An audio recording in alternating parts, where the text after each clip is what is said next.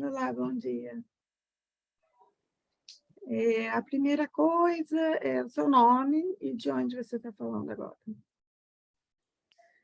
Eu sou Roberta Massô, estou falando de São Gonçalo, Rio de Janeiro. E quem é você enquanto pessoa?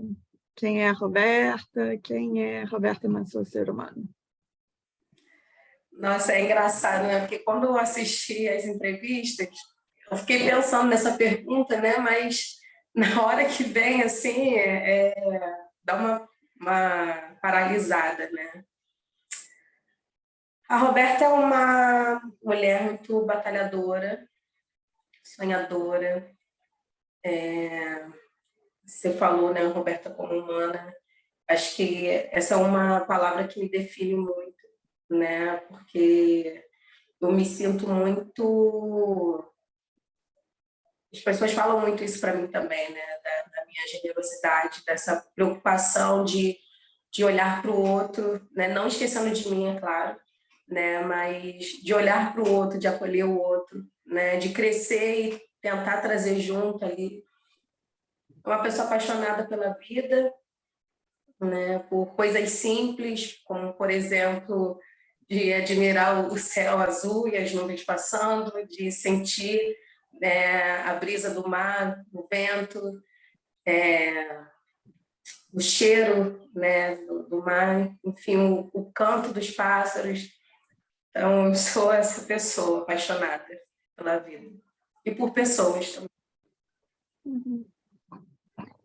Eh, Quais você identifica, como você poderia pensar, que seriam seus valores mais centrais? Esses valores que te norteiam na sua vida? E como que você carrega esses valores com você? Como é que você sustenta eles no seu viver? Acho que um deles é a honestidade, né? Persistência naquilo que eu acredito, né? Como, por exemplo, essa luta que eu tenho muito grande dentro de mim, que eu sinto muito grande dentro de mim em relação ao combate ao racismo, por exemplo, né? E onde eu vou, eu planto ali uma semente, né, para as pessoas pensarem, para, como eu falei, né, não só eu crescer, mas os meus também venham crescer, né, venham ocupar espaços que eu estou ocupando hoje, né? E muitas vezes é difícil, porque em vários lugares, geralmente eu sou a única pessoa preta. Então,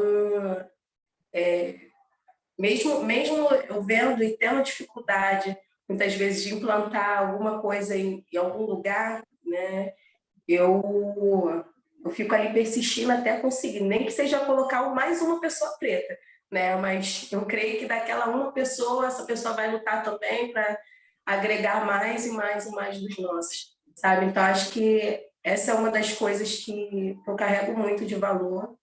Aprendi muito isso também com meu pai e com a minha mãe, né? Eu tenho muito orgulho de ser filha deles, né? Leontino Roberto Batista Massô e Maria Guilherme Massô. Minha mãe, ela é emocionada.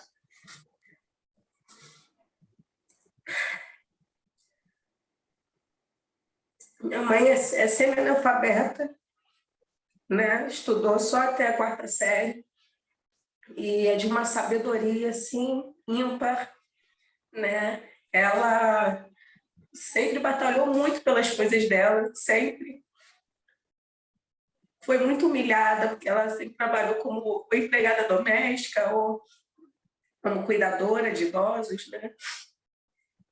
E muitas das vezes eu acompanhava ela no trabalho, eu acompanhei muita coisa, eu vi muita coisa. E, por outro lado, meu pai já era um cara super culto, né? Escritor, formado em administração pela UFRJ. Então, juntava muito assim, a inteligência dele e a sabedoria dela.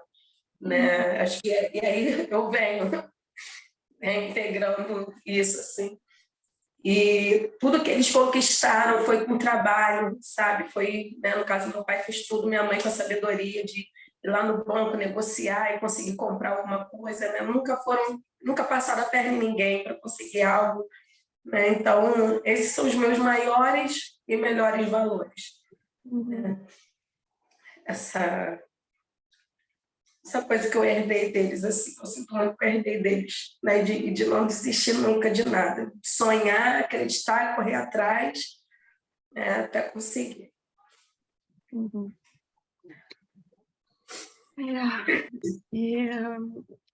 Você consegue identificar uma situação ou um evento que tenha te impactado de uma forma mais significativa?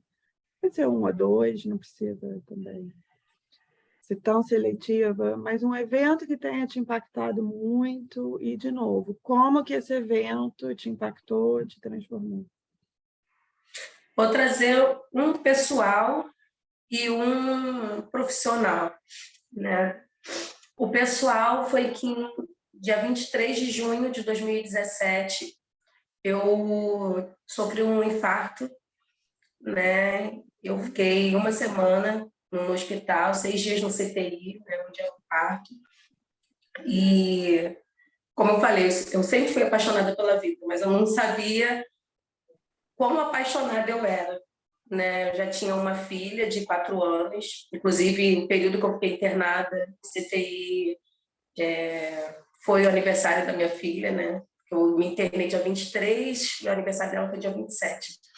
Eu só recebi alta no dia 30, né?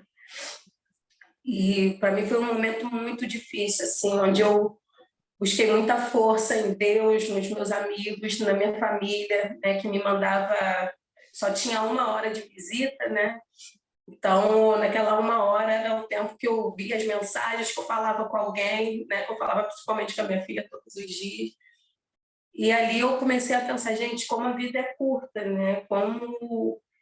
Como a gente não valoriza assim as pequenas coisas. Foi onde eu passei a valorizar ainda mais, né? E coisas que eu estou falando não é coisa material, né? São pessoas, né? São os valores que muitas vezes nós muitas vezes não nos preocupamos, ainda mais com a correria do dia a dia, né? E coisas simples também, eu estava pensando, por exemplo, eu não podia levantar da cama para tomar um banho, né? Tinha que tomar banho no leito, né? Me davam um banho.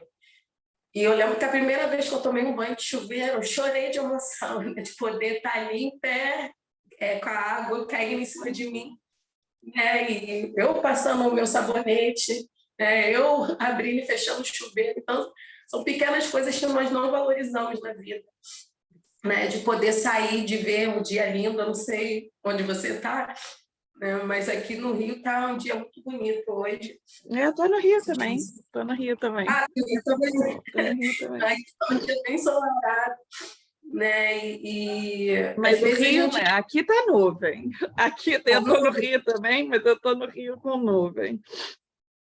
Aqui tá um pouco de nuvem, mas o céu está aberto, tá bem esclarado aqui, né? E são coisas que muitas vezes nós não valorizamos, assim, né? De poder sentar com alguém, de poder tocar. Eu acho que as pessoas começaram a perceber muito isso assim, na pandemia, né? Porque teve que ficar afastado, então passaram a valorizar mais o toque, né? O abraço, o cara a cara. Né? E isso para mim é muito importante, assim, foi uma das coisas que depois desse episódio foi onde eu passei a valorizar muito mais ainda as pessoas e as pequenas alegrias da vida adulta, né? Como diz conhecido. E um episódio assim que eu vou dizer que me impactou bastante, né? E eu agora trazendo para o lado profissional, que foi onde meio que me paralisou um pouco, e foi onde eu falo com você, né, da questão do racismo. Eu fazia parte de um grupo de supervisão, né, e nesse grupo, acho que eram uns 10, de 8 a 10 psicólogos, se não me engano, e eu era a única preta, né, E toda vez que eu levava o caso, uma das supervisoras falava, não é assim, você tem que fazer de outro jeito, né? E tá, eu fazia do jeito que ela pedia. Quando eu fazia do jeito que ela pedia, não é assim, você tem que fazer assado. Aí tá, fazia do outro jeito. Resumindo a história, teve um dia que eu precisei, ela falou para mim uma vez assim, Roberta, olha só, toda vez que a fulana te mandar mensagem, porque a cliente estava num momento muito de luto, né? Ela tinha perdido pessoas importantes da família, com a diferença de 2 meses. E ela falou assim, toda vez que fulana te mandar mensagem, você vai mandar para mim e eu vou responder através de você. Né? E eu sempre achando estranho, aquilo não sei, me paralisava, me dava... Sabe quando você sente uma estranheza, mas você não sabe exatamente o que é, né? E aquilo ficava me mobilizando, eu ficava muito triste, né? Não me dava mais vontade de atender. Comecei a duvidar da minha capacidade como terapeuta, né? E isso foi transferido assim, para vários clientes, né? Me senti muito incapaz. Até que eu levei isso para terapia e a gente começou a trabalhar, né? O que seria isso, qual o incômodo era esse que eu estava sentindo e tal. E um dia, como ela sempre falava isso, né, que eu tinha que levar tudo para ela, um dia ela não me respondeu. Né? A menina me mandou mensagem, ela não me respondeu, e eu fui procurar outra supervisora, né, para pedir ajuda. E a outra falou, Roberta, faz o que você acha que tem que fazer. Aí eu falei, não, mas eu não sei o que fazer. Ela, não, você sabe. O que você quer fazer? O que você quer responder? Eu falei, quero responder isso, isso e isso. Aí ela falou assim, então responde. Aí eu falei, então tá bom. Aí fui, respondi, depois a outra veio com tudo para cima de mim, né, falando que não era para eu ter procurado a outra, que ela tinha dito para procurar ela, que eu tinha que aprender a esperar, que não sei o quê, me foi falando, né? E isso na frente isso foi, né, por mensagem. E quando a gente teve a supervisão, que foi no mesmo dia, ela olhou para mim e falou que eu gostava de me fazer de vítima, que foi muito violento aquele dia. Eu gostava de me fazer de vítima, que ela estava se sentindo uma babá, né? Como se eu não soubesse andar sozinha, que não era para eu mandar mensagem para ninguém, nem para ela, que era para eu fazer o meu trabalho. E nisso eu falei, não, mas espera aí, você então agora está me colocando como uma louca, né? Porque você falou que era para eu sempre te mandar tudo. Ela, não falei isso. Eu falei, tá, então eu tô com os prints aqui, posso tirar os prints e jogar no grupo para todo mundo ver que foi isso que você me orientou. Aí foi onde ela, não, mas não era bem assim, não precisava ser tudo, né? Naquele dia eu estava assim, assim, assado, né? E levei isso para terapia. No dia eu chorei muito, me senti muito humilhada, né? E quando eu levei isso para terapia, ela falou, Roberta, qual o nome disso? E eu não conseguia dar nome, porque o dar nome para isso, na minha cabeça, naquele momento, ia ser me colocar nesse lugar de vítima, né? Como ela estava falando. E isso a terapeuta continuou insistindo, né? E foi onde eu falei, é racismo, né? E ela falou, isso mesmo. E isso quando eu vi que era racismo, né, que foi essa violência que eu sofri ali naquele dia, com tantas pessoas, né, muitas pessoas que eu admirava, foi onde eu fiquei um tempo assim, sem conseguir, pelo menos assim, uma semana, né, sem conseguir atender direito, porque, como eu falei, já estava me sentindo incapaz, né, e quando eu comecei a perceber o quanto essa pessoa, né, me violentou, me desqualificou, né, desmereceu o meu trabalho, tirou a minha voz, sendo que eu também fiquei consciente que eu permiti isso, né, porque a partir do momento que ela ia falando, eu só ia ali obedecendo, obedecendo, né, e eu fiquei com muita raiva de mim por conta disso. Enfim, o que eu estou querendo dizer, né, que que é muito importante todos os terapeutas, independente da cor, né? Porque muita gente me procura falando, você é uma psicóloga preta, né? Então, tem um cliente preto para te indicar. Você é uma psicóloga preta, tem um fulaninho que é preto para te indicar. Né? Então, é para nós termos uma clínica mais racializada, sabe? Olhar para a questão racial, não somente, como que eu posso dizer? Não somente em relação ali à terapêutica, mas olhar para o social, né? Que é uma questão muito maior. Você olhar para o racismo, você olhar para uma pessoa preta, é olhar para todo um contexto, né? Para toda uma história. Né? Então, eu sou muito grata às psicólogas que trabalharam muito isso comigo. Né? Eu sempre falo isso, são duas psicólogas brancas. Né? Eu sou muito grata assim, à vida delas, porque se não fosse por elas, eu, por exemplo, não estaria aqui com você, porque eu não conseguia falar, eu tinha muita vergonha, eu tinha medo, né, do que as pessoas iam pensar quando chegasse e me visse, nossa, uma psicóloga preta, né, não vou querer ser atendida, não vou querer ser ouvida, não vou querer ouvir, né, essa pessoa. Então, todo o trabalho que elas fizeram comigo durante esses anos, né, quando eu fui me descobrindo como uma mulher preta, vamos dizer, de uns 5 anos para cá, né, que me fez chegar até aqui, estar aqui com você. Eu sou muito feliz por isso. Esses 2 episódios me marcaram muito. Assim. A supervisão aparece como impactante, né? O Paulo trouxe a importância de uma consciência intensa do racismo na supervisão. Não sei se você viu a entrevista do Paulo. Ele Não. trouxe como marcante para o profissional dele também a questão do racismo na supervisão e da consciência das relações racializadas, né, na supervisão. Sim, faz muita diferença. Não. E uma pessoa? Você trouxe já algumas pessoas importantes na sua vida. O que você identifica como uma pessoa que tenha tido um maior impacto em você? E como? Nossa, difícil. Só com maior impacto. O que te ocorre agora? Não precisa também. Vou dizer, essa é a minha primeira terapeuta, assim, né? A primeira terapeuta, no caso, que trabalhou essa questão racial comigo. Posso dizer o nome dela? Posso Claro, dizer? claro. É a Renata Victor.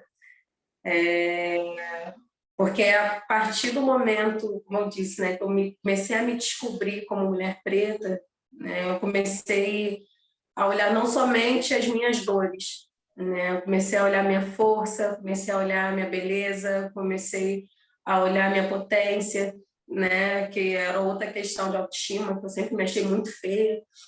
Então, a partir do momento que eu comecei a me ver nesse lugar de mulher preta, né, conhecer a minha história, né, dos meus ancestrais, isso foi me fortalecendo cada vez mais, né, a ponto de eu hoje me achar linda, de eu me achar inteligente, de eu me achar forte, e de eu sentir que eu preciso carregar esse legado, assim, né, como eu falei, de abrir portas para outras pessoas. Então, ela foi e é ainda hoje, né? Ela não é mais minha terapeuta, mas hoje a gente tem uma relação de amizade, né? E a gente troca muito ainda hoje. Então, ela é uma pessoa muito importante, assim, na minha vida. Me impactou bastante, assim. E agora a gente tem umas perguntas um pouco diferentes. A primeira é sobre gênero. Como é que você... Sobre gênero. Gélia. Uhum. Como é que você vivencia o seu gênero? Como eu vivencio? Como é que você experimenta, experiencia?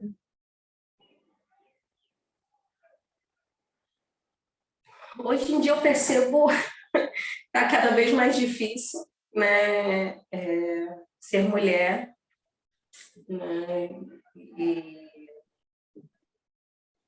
E E ser uma mulher preta, né, nessa sociedade, né, tão racista,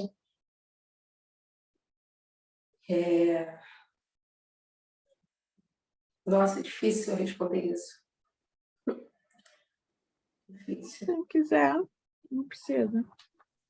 Não, mas Você... é isso sim, é difícil, porque para gente, né, que eu tô falando, por exemplo, um exemplo que eu vou te dar que talvez seja bobo, mas é o que chega muito para mim, assim, de pessoas perguntando se, por eu ser uma mulher preta, né, muitas mulheres pretas, né, por eu ser uma mulher preta, se eu não atendo de graça outras mulheres pretas, porque por eu entender o que elas passam, por eu, né, uma coisa que a Sandra fala muito, né, e que eu aprendi muito com ela foi não fazer de graça a única coisa que eu sei fazer para ganhar dinheiro, né? Então, assim, eu falo, gente, eu só sei fazer isso, assim. Eu tenho um grupo, né, de mulheres pretas com uma amiga minha, que é a Daiane, psicóloga Daiane de Souza Mello, e nesse grupo a gente já faz um valor social bem abaixo, né, da tabela, justamente para acolher essas mulheres, né? Só que já trabalhei de graça, né? Inclusive nesse grupo de supervisão que eu mencionei que eu sofri essa violência racial, era um trabalho gratuito, né?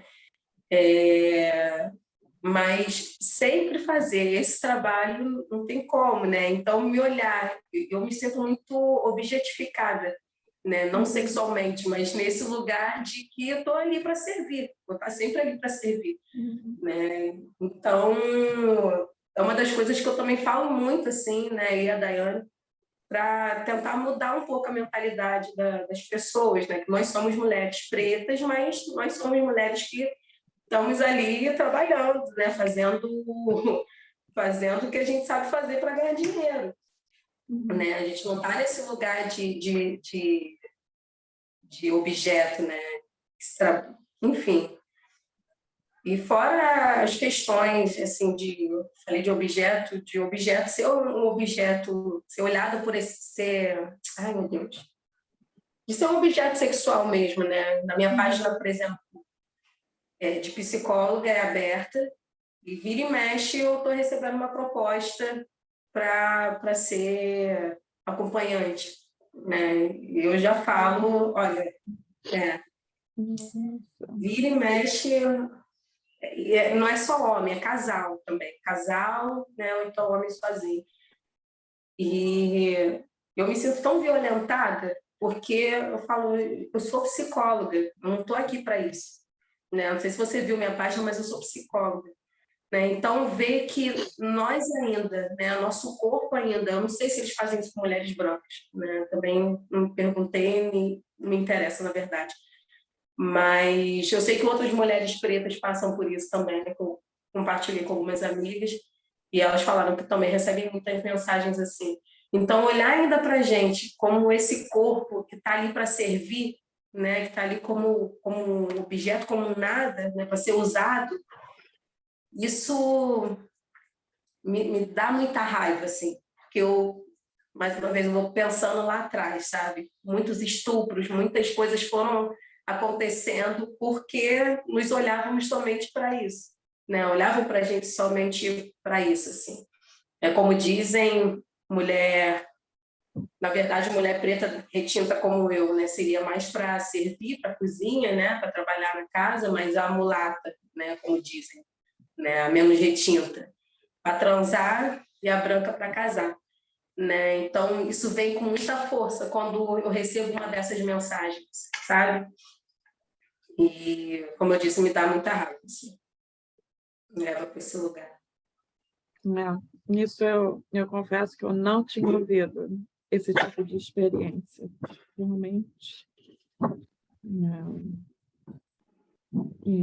E com relação à sua idade, como é que você está vivenciando a sua idade nesse momento atual?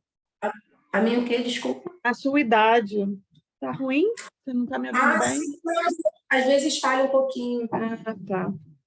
Agora A minha idade?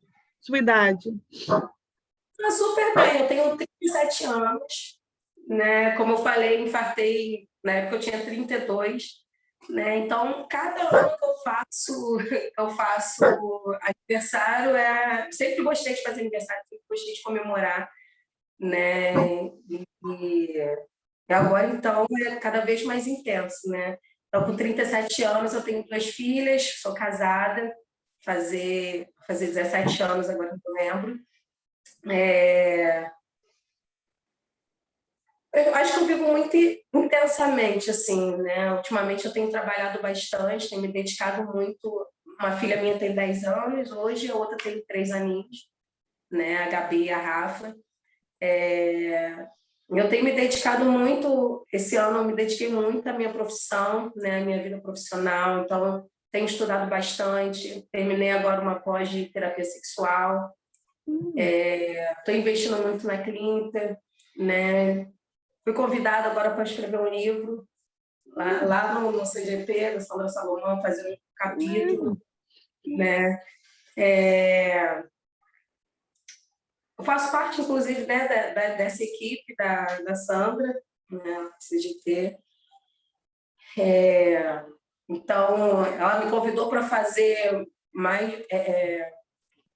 porque, assim, eu era só terapeuta de clientes externos, né, e agora eu vou atender clientes internos também, aluno, né? Então, fiquei muito feliz também com esse convite. Então, assim, eu tô vivendo intensamente esse ano, assim, várias coisas, na minha família, com os meus amigos, né? Esse ano que a gente está podendo sair mais, né? Então, tá muito mais intenso. Ido bastante à praia, cinema, né? Teatro, enfim, tô vivendo intensamente, investindo muito na minha profissão também. Profissão só.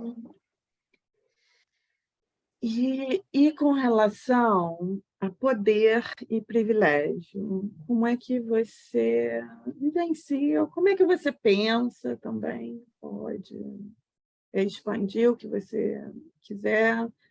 Poder e privilégio. Poder e privilégio. É difícil, mas é claro, porque pessoa preta não tem privilégio. Nessa sociedade, infelizmente, é uma palavra que nós lutamos para conseguir, mas eu não vejo uma pessoa preta tendo privilégio. Né? Como é que você, se quiser expandir, como é que você pensa relações de privilégio de uma forma mais ampla da sociedade, no mundo? Na verdade, eu me sinto uma preta privilegiada. Né? Por quê? Porque eu sempre estudei em escola particular, mesmo sendo né, com bolsa, mesmo, como eu falei, com muito sacrifício ali dos meus pais. Né? Eu fiz um curso de inglês, né? O período que a gente passou aperto na infância, né? Nunca faltou comida, nem que fosse só arroz, feijão e ovo, mas tinha comida ali no prato. Né? Então, isso para mim, eu posso dizer que é privilégio, né? Porque muita gente passa fome, e isso eu nunca passei. Quando faltava, tinha alguém ali dando cesta básica para os meus pais, né? Para não faltar. Então, posso dizer, por exemplo, faculdade, né? Meu pai era da Marinha também, e eu tive bolsa por conta disso, né? Então, ele pôde pagar a faculdade para ele até na verdade, eu entrei na faculdade em fevereiro de 2007, se não me engano, e em maio ele faleceu, né? Aí minha mãe que deu continuidade, então ela pôde pagar a faculdade para mim até o final. Depois, nas minhas formações, né? Por exemplo, a especialização que eu fiz em Gestalt terapia, né? Eu fui bolsista, né? E consegui pagar ali, né, o valor também, junto com a terapia. Enfim, então, eu sei que muitas pessoas pretas não conseguem chegar nesses lugares, ter acesso a esses lugares que eu tive. Né? Então, se eu parar para pensar, acho que nisso eu fui privilegiada. Eu sou privilegiada. Né? Mas quando eu paro para pensar na sociedade em si, né? Por exemplo, uma pessoa como eu, Esses dias aconteceu isso, assim, de eu estar numa loja e eu tô vendo uma pessoa atrás de mim, né? Segurança atrás de mim. E eu estava mexendo na minha bolsa, né? E quando eu percebi que tinha alguém atrás de mim, me deu muito medo. Eu falei, caramba, eu não posso. Eu fui ensinada que eu não podia mexer dentro de uma bolsa, né? Ficar com a bolsa aberta dentro de loja. Né? E quando eu percebi isso, eu falei, caramba, minha bolsa está aberta, né? Fechei a bolsa. Então, assim, uma pessoa branca, eu acho que não se preocupa com isso, né? Não, De certamente não de rotina. não se preocupa com isso, assim. Isso é recorrente. Vira e mexe, estou na farmácia, daqui a pouquinho tem segurança naquela fileira. Se eu for para outra fileira, é muito impressionante. Então, assim, esses tipos de privilégio, né, que eu estou falando que muitas vezes nós, os pretos, não temos. Né? Pensando até que no... eu vou falar uma coisa terrível, não sei se você viu o Dahmer, era um canibal, um psicopata. Ah, não vi ainda. Não. Né? E eu fiquei pensando, não vou dar spoiler, né? Mas eu fiquei pensando, gente, se esse Conta homem fosse. spoiler, fica à vontade. Não, tá. Porque eu fiquei pensando, gente, se esse homem fosse preto, ele teria sido pego no primeiro assassinato dele, né? Porque no primeiro assassinato ele matou o cara, ele esquartejou, colocou tudo dentro de um saco e ele foi para a estrada, só que ele estava bêbado, então ele estava dirigindo em alta velocidade em zigue-zague e a polícia parou ele, né? E quando a polícia parou, mesmo aqueles sacos visíveis ali, um cheiro ruim, né? O policial só perguntou para ele o que era aquilo. Ele falou, né, que eram os matos, os lixos que ele estava levando. E o policial falou, tá ok, vai embora, então hoje eu não vou te dar uma multa. Né? Eu fiquei pensando, cara, se fosse um homem preto, ele ia sair do carro, teria apanhado, teria sido algemado e ainda teria sido pego em relação àquele corpo que estava ali esquartejado, né? Porque eles iam olhar. E assim foram 17 assassinatos, né? E tiveram várias denúncias, várias denúncias, inclusive da vizinha dele, né? Que era uma mulher preta, que ligava, que falava.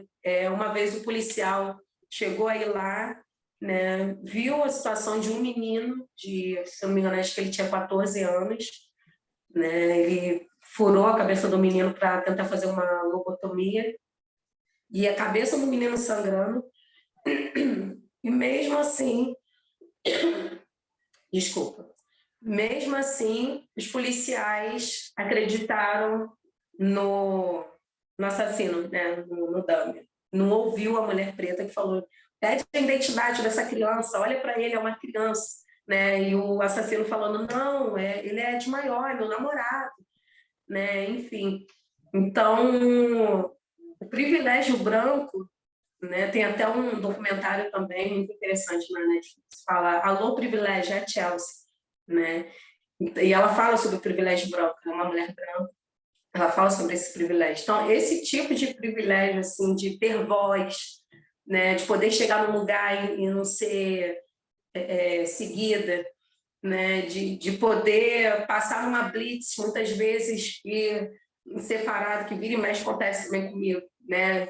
Ter que pegar o documento todo, de ter que pedir para sair do carro, olhar carro, né? Muitas vezes pessoas brancas não passam, né? Então é esse tipo de privilégio que eu estou falando aqui.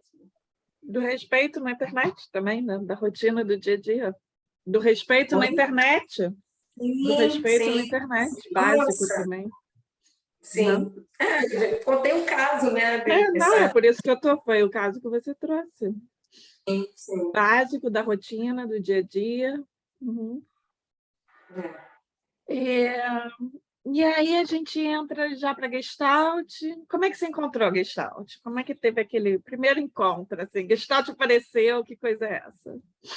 Eu acho que a Gestalt que me encontrou, né? Eu costumo dizer isso. Eu estava na faculdade ainda e foi uma matéria de Gestalt terapia, uma professora muito querida na época, e ela muito apaixonada, assim, pela Gestalt. Dava para ver o brilho nos olhos dela quando ela falava da Gestalt, né? Rosane, o nome da professora.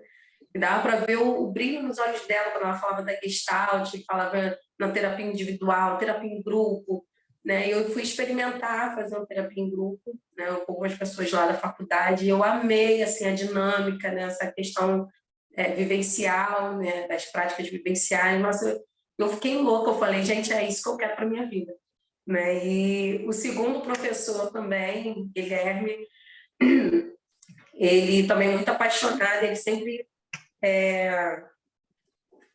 nos ensinava assim, com muito amor, com muito tesão, né? E ele foi um dos meus supervisores na faculdade também, né? Depois teve a Juliana Vale, que foi outra que eu falei, gente, né? A Ju, então, meu Deus. Depois eu fiz supervisão com ela, né? Então, eu digo que a Gestalt foi me encontrando, assim, que cada um desses professores me fizeram, fez com que eu me apaixonasse pela Gestalt terapia de uma maneira diferente, né? Porque um era mais teórico, por exemplo, o Guilherme era mais teórico, a Rosane e a Juliana era dessa coisa mais vivencial, né? A Ju era até mais o fenômeno ali, né? Daqui agora, que acontecia, ela pegava as coisas assim, eu falava, caraca, parece bruxaria isso, Parece sabe? bruxaria, parece mágica, Assim, parece bruxaria, parece alguma coisa estranha. mas ela, nossa, eu ficava assim, fascinada, até porque quando fazia sentido, então, para a pessoa, eu falei, gente, é isso que eu quero, assim. E uma das coisas que o Guilherme falava muito era assim, que ser gestalt terapeuta é ser você mesmo, né? E eu falava, eu quero ser eu mesma, porque eu lembro uma matéria de psicanálise, a professora era aquela bem ortodoxa ali, né? E ela falava assim, ó, vocês não podem abraçar cliente, vocês não podem rir para o paciente, né? Vocês não podem abraçar o paciente, vocês não podem rir para o paciente, vocês não podem... E foi falando um monte de não pode. Falei, gente, eu não quero ser esse robô, sabe? Porque eu gosto de rir com meus pacientes, se eu tiver que chorar com o paciente, eu vou chorar com o meu paciente, meu cliente, né? Abraçar é uma das coisas que eu amo fazer na vida. Então, assim, quando ela falou que não podia, eu falei, não, esse para mim não dá. Né? E que bom que a Gestalt e eu nos encontramos, assim, acho que foi um casamento perfeito, né? Eu gosto de falar muito isso. E a partir dali eu fui procurando cada vez mais, estudando cada vez mais, foi onde a Juliana até, inclusive, que me indicou o CGT, né, Sandra Salomão. Então, eu fiz o curso de introdução com a Ju, e depois eu fiz um curso de introdução lá na Sandra também, até fazer a formação, né? E depois ter sido convidada a participar da equipe, né? Então, é isso, assim, foi esse casamento. Foi a partir da faculdade que eu comecei a me apaixonar pela Gestalt, nesse encontro lindo. E qual aspecto, né? Quais características, quais os aspectos da Gestalt terapia que te seduziram? Como eu disse, assim, a questão dessa bruxaria, desse fenômeno, né? Eu acho muito rico, assim,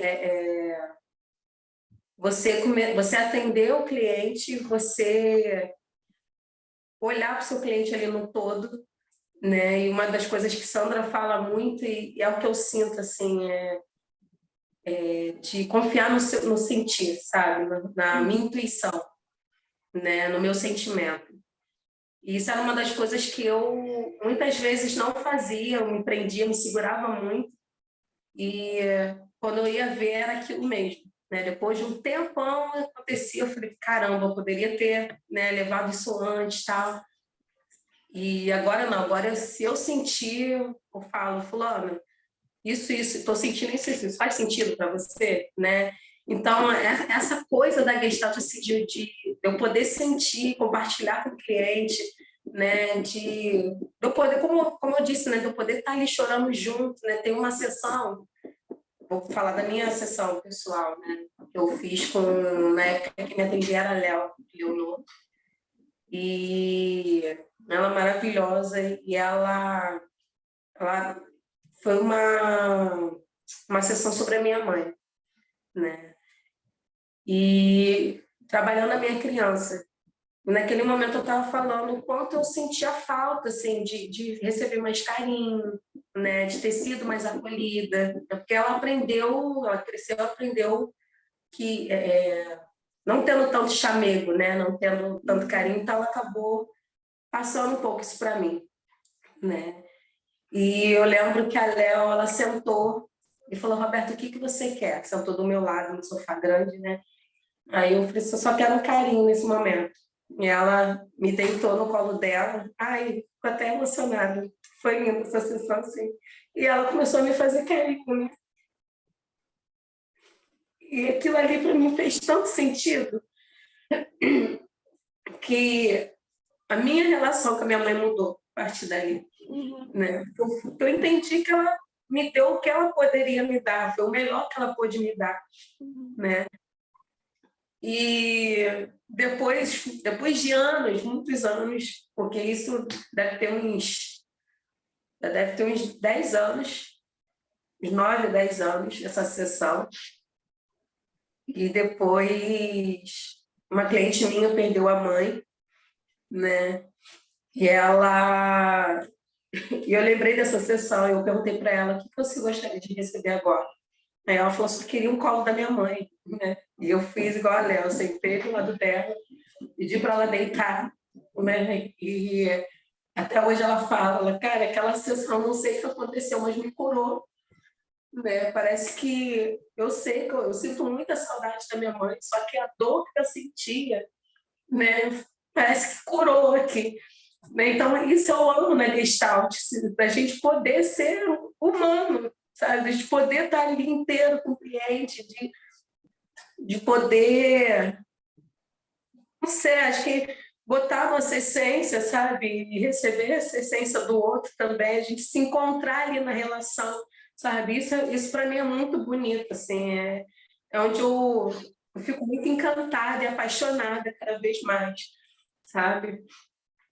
Isso. Uhum. É,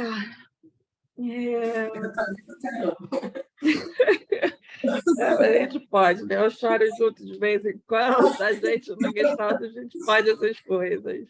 Pode. E eu não sei, a próxima pergunta já também você já falou, seria como que a Gestalt teria te afetado enquanto pessoa?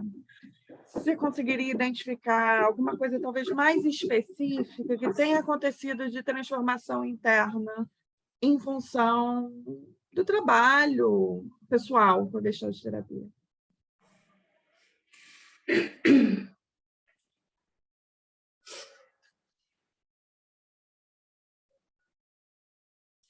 Acho que a integração, como eu disse, né? Essa descoberta da mulher preta, isso fez toda a diferença assim, na minha vida. Né? A Gestalt me ajudou muito nisso, porque foram vários experimentos, né? Que a Renata fez comigo, assim, de eu ser uma pessoa invisível, de ser uma pessoa visível, de ser uma pessoa fraca, de ser uma pessoa forte, né? Trabalhar essa polaridade. Foi um trabalho de Assim, integração que você fez nesse sentido? sim, sim. E quando eu me vi ali inteira, né? Quando eu consegui ver a Roberta inteira, que foi onde falei: caraca, eu sou gigante, sabe? Que mulher é essa que eu sou, né? A mulher, eu até brinco assim, que eu entrei menina e saí mulher, né? Dessa sessão, assim, desse término, né? Que a gente fez, ciclo de terapia. Então, acho que é isso, assim, eu trago para minha vida porque, por exemplo, tem minhas filhas, ano passado elas sofreram caso de injúria racial, né? Eu postei um vídeo, a minha caçulinha, ela tinha 2 aninhos na época, e ela falando que ela queria ir para a escola, né? E eu botei isso nos stories.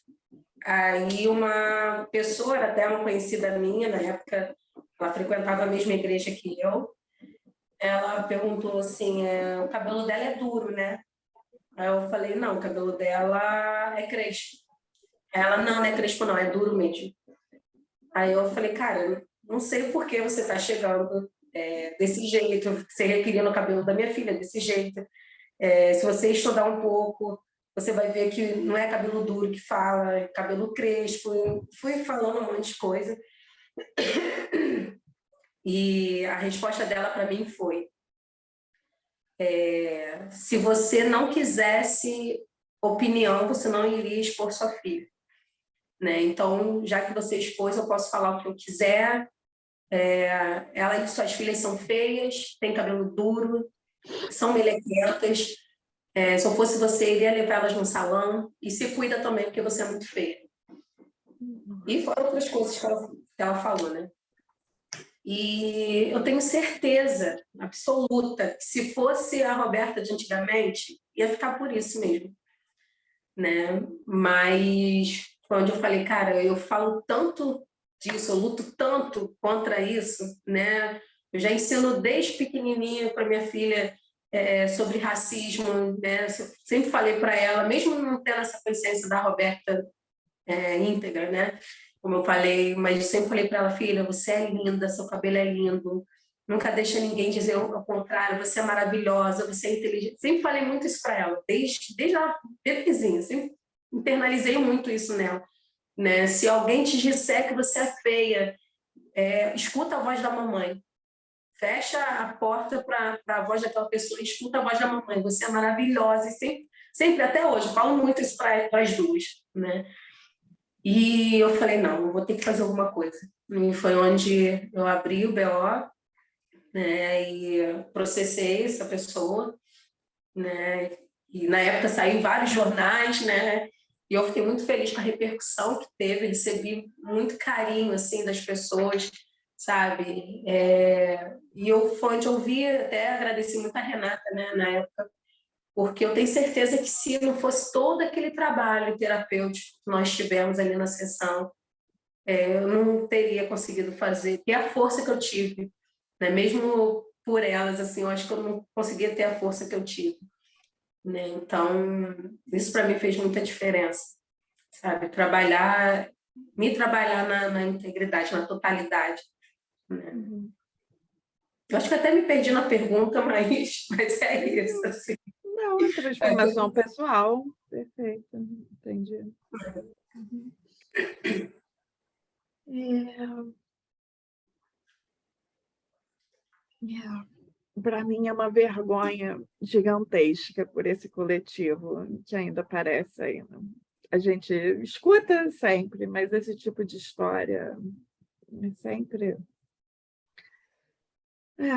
sempre horrível de ouvir. Inacreditável. A gente se surpreende, a gente sabe, a gente surpreende, e a gente aqui do meu lado, com a pele branca, a gente se surpreende mais, eu acho que a gente escuta menos. Né? Você se sente fazendo... Não, pode falar. Posso falar? Mas sabe o que mais me dói, Maria Clara? É que hoje chegam pessoas pretas para mim e falam assim, por isso que eu estou lutando para trabalhar essa questão da clínica racializada, né? Porque eu recebo muita pessoa preta falando, eu estava procurando uma psicóloga preta, porque quando eu levei, por isso que eu sou muito grata a Renata e a Marina, né? Porque quando essas pessoas chegam para mim, elas falam assim, eu estou procurando uma pessoa preta para me atender, porque quando eu sofri um caso de racismo, eu levei para terapia com meus psicólogos brancos, né? Eles falaram que era coisa da minha cabeça, ou falaram que, não, mas todo mundo passa por isso. Então, não, você tem certeza que é racismo mesmo? Então, assim, a pessoa já foi violentada, sofreu a violência racial, e chega ali na sessão, ela é violentada novamente, porque ela é desqualificada. Né? Por mais que o terapeuta não entenda nada sobre racismo, mas pelo menos validar a dor que aquela pessoa está trazendo, né? Que eu falo, eu não preciso ser gay para receber um cliente gay. Eu não preciso ser gorda para entender uma pessoa gorda que sofreu, né? Porque aí também não vai ter terapia, né? Qual terapeuta vai poder receber todo mundo? Exatamente. Então, assim, eu acho que o mínimo que a gente pode ser como terapeuta é ser empático, né? Ter a autoridade de chegar e falar, não, olha só, eu não sei realmente, nunca vou saber o que você está passando, mas eu estou aqui para você, eu estou aqui para te acolher, eu estou aqui para te escutar, eu estou aqui para a gente ir junto, né? A gente vai procurar uma forma de crescer junto, de curar isso junto, né? Então, quando essas pessoas chegam e falam isso para mim, que está procurando uma pessoa preta, porque sofreu mais uma violência no set terapêutico, cara, isso me dói muito, né? Saber que em pleno século XXI ainda tem muitos terapeutas ainda assim, né? Mas, por outro lado, também eu entendo que a psicologia sempre foi branca, né? E nós pessoas negras, por muitos anos, né? Por exemplo, na escravidão, nós sempre fomos considerados como pessoas sem almas, né? Ou seja, como nada, como objeto mesmo, né? E por isso tanta atrocidade assim que as pessoas brancas foram fazendo, né? De muitas vezes mutilar, de matar mesmo, de tanto bater, né? De sequestrar, enfim, né? Acho que muitos já conhecem a história.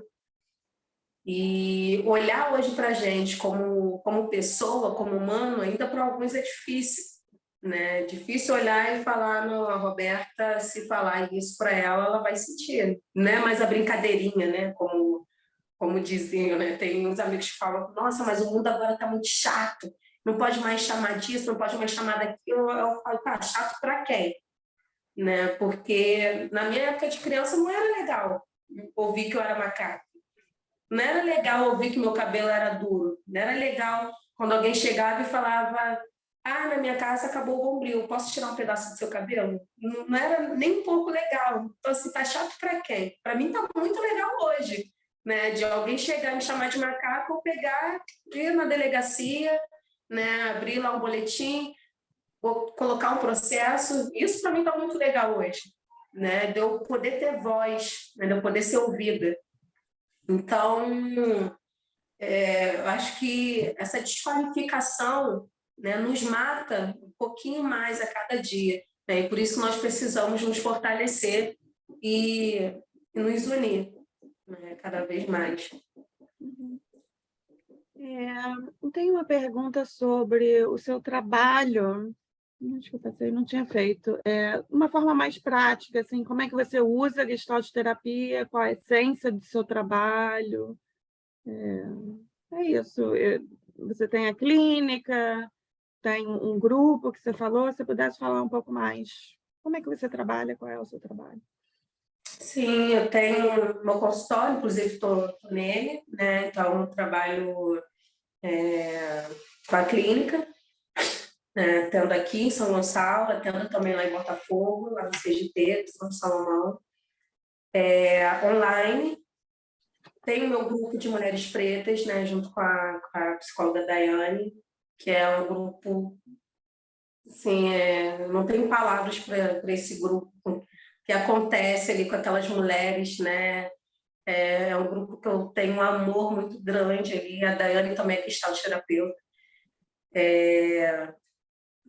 E ver assim a transformação, a potência daquelas mulheres, né, de mulheres incríveis assim, né? E lá a gente também trabalha muito o vivencial, né, cadeira vazia, justamente para que elas consigam conversar e se enxergar, né, ver quem elas são e ver essas mulheres muitas vezes chegando ali se achando feias, se achando incapazes, né, e vendo a mulher que elas se transformam, né. Assim, eu fico sem palavras de verdade para expressar o que eu sinto com esse grupo, assim, é um grupo muito especial para mim. É um grupo que eu sempre sonhei, né, de potencializar outras mulheres pretas, assim, né, até pela experiência que eu já compartilhei aqui com você. Enfim, faço oficinas, né, oficina terapêutica, e já fiz oficina terapêutica de sexualidade feminina. Ontem, inclusive, né, oficina trabalhando a criança interior, foi riquíssimo também, foi um trabalho muito lindo.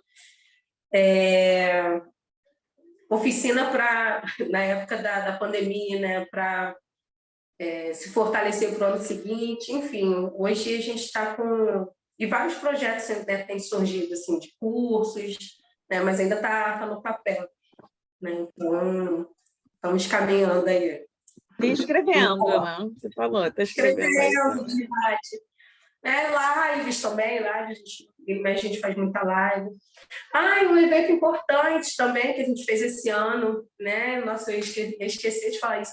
Foi o primeiro encontro de psicólogos e psicólogas negras no Rio de Janeiro, né? Que a Daiane e eu realizamos. O nome do nosso grupo é Encontro de Manas, né? A gente tem até uma página, Encontro de Manas PC, e a gente realizou no dia em homenagem ao Dia do Psicólogo, né? A gente realizou o primeiro encontro de psicólogas e psicólogos negros no Rio de Janeiro, e foi assim um evento lindo, riquíssimo, né? Eu não imaginava que tinha tanto psi preto aqui no Rio, né? E a gente estava esperando, sei lá, umas 20 pessoas no máximo, e 89 pessoas se inscreveram, né? Só que foram mais 65, mais ou menos, né? Pelo que a gente viu na listagem. Mas, assim, ver tanta gente preta, maravilhosa, sabe? Potente, linda, a energia daquele lugar foi, assim, um dos eventos acho que mais gratificantes assim, que eu já fiz, né, na minha vida, assim, de poder ouvir cada um e falar, nossa, é muito bom estar aqui, né, de ver tanta pessoa preta, foi muito lindo, foi muito rico, que a gente pretende fazer isso todo ano, assim, né? Eu acho Então, que eu te conheci com chamada disso, não sei se foi desse evento, mas foi alguma coisa das Manas Psia que circulou, eu vi no grupo da faculdade, vi nos outros grupos, circulou bastante, eu vi. legal, legal. Nossa, outra pergunta, se você se sente fazendo parte de uma comunidade Gestalt, uma comunidade Gestalt de terapeutas. Sim, sim. São poucos ainda, né? Quer dizer, são poucos que eu estou falando, poucos pretos, né? Que agora entrei, depois desses eventos que eu estou fazendo com a Daiane, a gente está conhecendo muita gente preta, né? Psicólogos pretos, como eu disse, e a gente descobriu que tem uma galera fazendo a Gestalt preta, né? Então, trazendo muitos teóricos pretos, e isso para mim tem sido riquíssimo, assim. Então, além de me sentir parte da comunidade Gestalt, né, eu estou mergulhando também nessa questão da comunidade Gestalt preta, né, de poder me ver ali com essa galera, isso tem sido muito especial também para mim. Assim, é muito...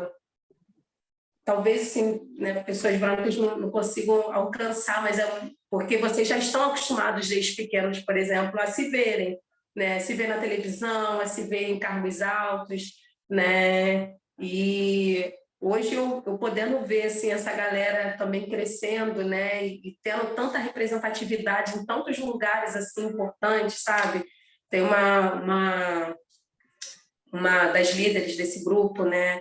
É mestre, é doutora, agora está fazendo pós-doutorado dela, né? E ver isso assim, fala, caramba, na minha época, né, de criança era raro ver, né? E isso é uma das grandes admirações assim em relação ao meu pai também, né? Porque na época dele, um homem preto fazer faculdade, né, uma faculdade ainda federal, e meu pai também era, não sei se eu falei, né, que ele era escritor, e ele em Não, falou 1900 que ele era intelectual, mas não específico de escritor.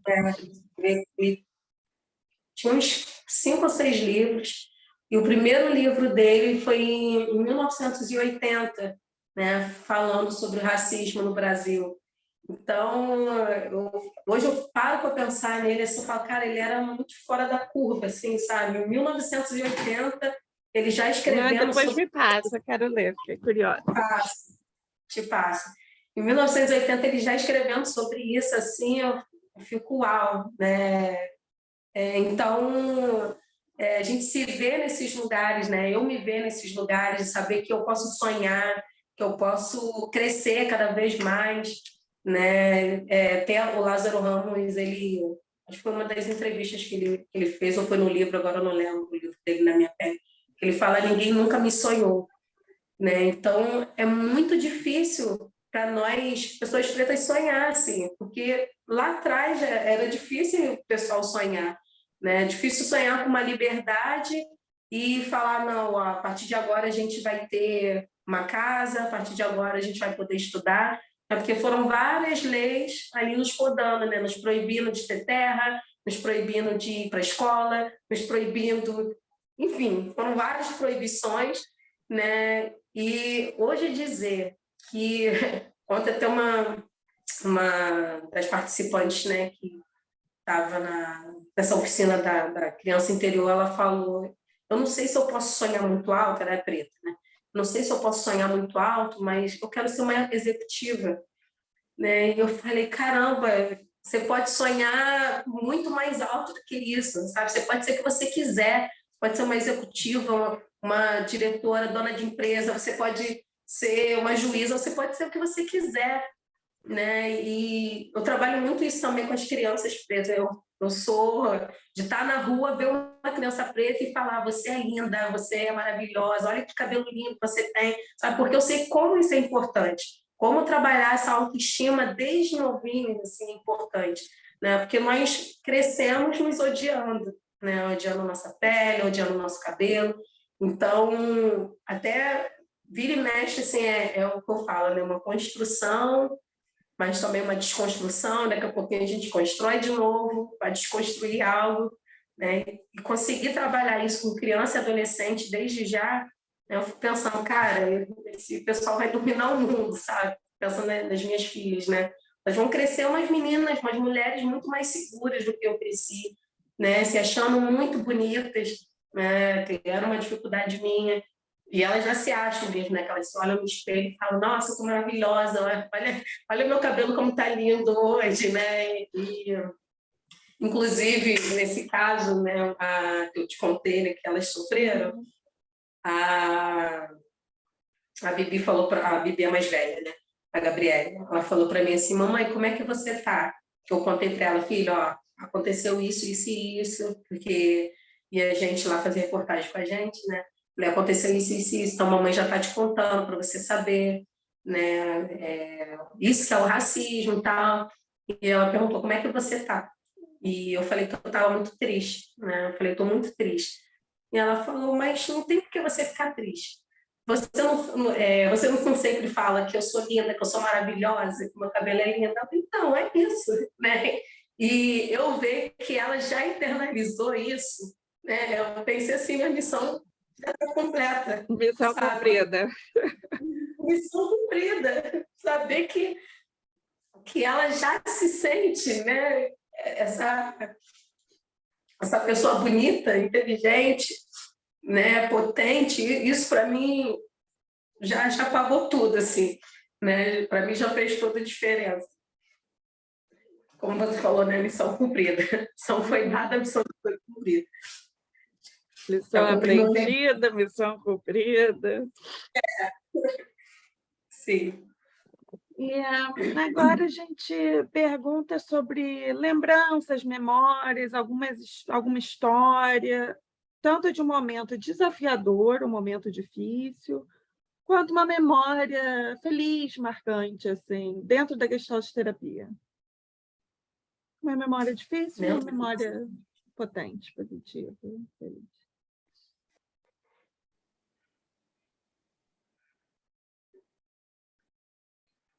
Acho que é difícil, já foi o que eu falei, né? Dessa supervisão, essa violência que eu sofri nessa supervisão específica, que foi onde eu duvidei da minha capacidade como terapeuta e me fez até querer largar mesmo tudo, né? Abrir mão. E graças ao trabalho da Marina, né? Na época que era minha terapeuta, o trabalho dela foi me fortalecendo muito, assim. E boa tem tantos momentos, né? Fica até difícil de escolher, mas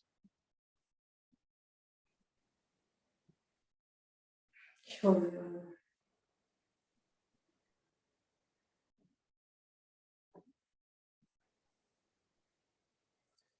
Acho que boa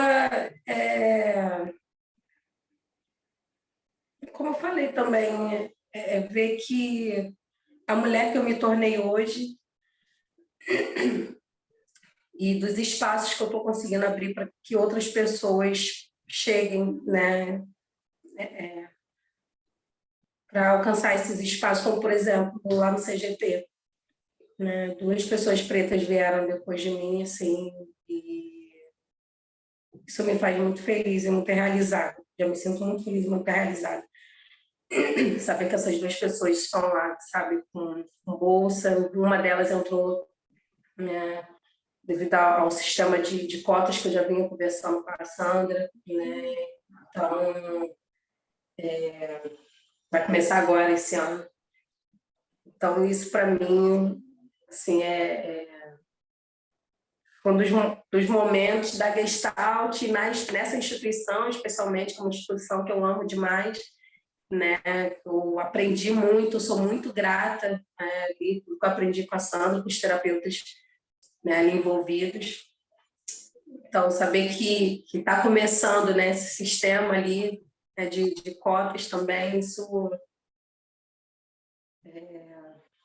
me emociona muito, assim. Saber que não foi em vão, sabe? Não está sendo em vão todo o trabalho. E acho que isso vai ser muito importante para a Gestalt, para o CGT, né? E para mim, principalmente. Para o Brasil, para o mundo, para o Rio de Janeiro. Sim, sim. E o futuro, né? A gente fecha perguntando o que tem para frente, o que você imagina para o futuro, o seu futuro, o futuro da Gestalt terapia. O futuro, eu espero muito mais pessoas pretas nesses lugares, por exemplo, como eu disse, né, alcançando cada vez mais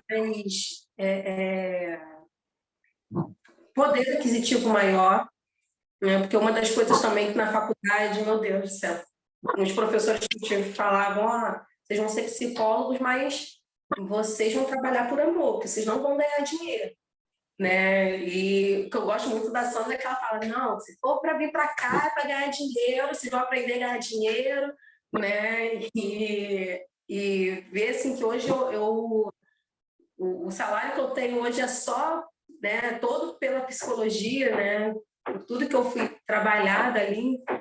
Então, eu espero que outras pessoas alcancem cada vez mais isso, né? E eu estou falando agora todas as pessoas, mas principalmente nós, pessoas pretas, que é muito difícil acreditar que nós vamos alcançar algum lugar assim, né? Então, isso que eu desejo, assim, que nós venhamos crescer cada vez mais, nos acolher, né? Crescer, mas olhar também os outros ali, não esquecer dos outros, né? Que nós venhamos ser uma grande equipe. Consigamos transformar, né, esse mundo, deixar o mundo mais leve, menos dor. Não sei se isso um dia vai ser possível, mas é uma das coisas que eu acredito muito e trabalho para isso. Okay. Essas são as nossas perguntas, né, gerais. Eu queria saber se tem alguma coisa a mais, se for alguma coisa que você ficou com vontade de compartilhar, que você não pôde dizer, alguma coisa que eu não perguntei, que você acha importante. Você gostaria de poder compartilhar antes da gente fechar? Acho que não, só gostaria de te agradecer pelo convite, fiquei muito feliz. Confesso que no início fiquei um pouco receosa, né? Falei, gente, como eu falei, né? Vira e mexe, recebo algumas mensagens, algumas depois eu vou ver que é golpe, né? E eu falei, como é que ela chegou até mim? Será que é verdade? Até que você falou, não, assiste os vídeos, né? E eu assisti, te vi, né? E eu falei, não, então é um negócio real. Né? Então, te agradecer pelo convite, te agradecer pela confiança também, né, por me receber aqui. E é isso, gratidão. Eu agradeço muitíssimo o seu tempo, a sua participação, você contribuir, compartilhar, né, tanto dessa história tão pessoal. Ficamos por aqui? Ficamos por aqui.